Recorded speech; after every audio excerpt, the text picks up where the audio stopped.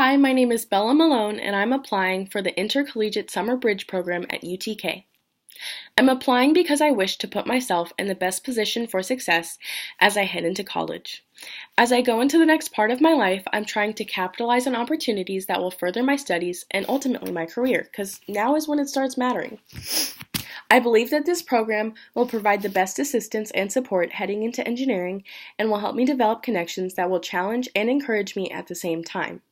The math and chemistry prep classes piqued my interest when I first heard about them at an engineering event because I believe you can never have too much preparation, especially in materials that are critical to your field. I plan on mastering them before I start school in the fall. As far as people go, the Intercollegiate Summer Bridge program will help me find like-minded individuals who also wish to put themselves ahead going into college. And I can develop friendships before I start school, which of course is a good thing. Take it from a girl who's been a new girl a lot. It's good to have friends before you go. With the classes and relationships, I appreciate how they are incorporated in a college setting to help me better assimilate to college life and feel prepared in all aspects going forward. Okay, transitioning to question 2. When I think of what activity first piqued my interest in STEM, I immediately recollect a game I would play around 2nd grade with my dad and my twin whenever there was free time, be it in restaurants, cars, or waiting rooms. The way the game went was that my dad would say or write a number and tell us to manipulate it in whatever way he asked, and whoever completed the task first won.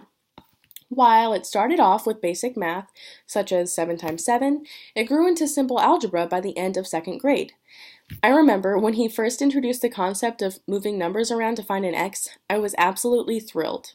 The satisfaction I gained from knowing that I was able to solve a problem was amazing. While this activity is not that monumental, in fact it is quite mundane in nature, it taught me to think quickly on my feet, seek out knowledge, and to never doubt myself even if something seems over my head. Okay, transitioning to number 3. One of my favorite extracurricular hobbies is a volunteer opportunity I have with my school to help 2nd graders gain reading skills. Last year, I had a kid named Jarell who was sweet as could be, but she seemed to struggle more than my kids of the last 2 years with reading. Then, I noticed that she kept mixing up her B's and her D's and her Q's and her P's, and that was an immediate signal that she could have dyslexia. I wasn't sure though, because I figured I was just a high schooler and somebody would have caught it, but I still gathered up the courage and I went to the head of the program and told them about the issue. Urel was eventually tested, and she found out that she did in fact have dyslexia. Luckily, the issue was caught earlier on, although she had already had to repeat 2nd grade. It wasn't a continual issue past that point.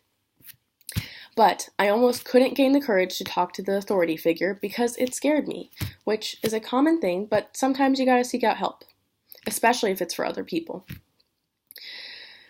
Oh, and if you were curious, by the end of the year, she was on reading level.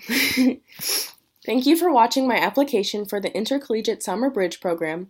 I appreciate your time, and I hope to see you this summer.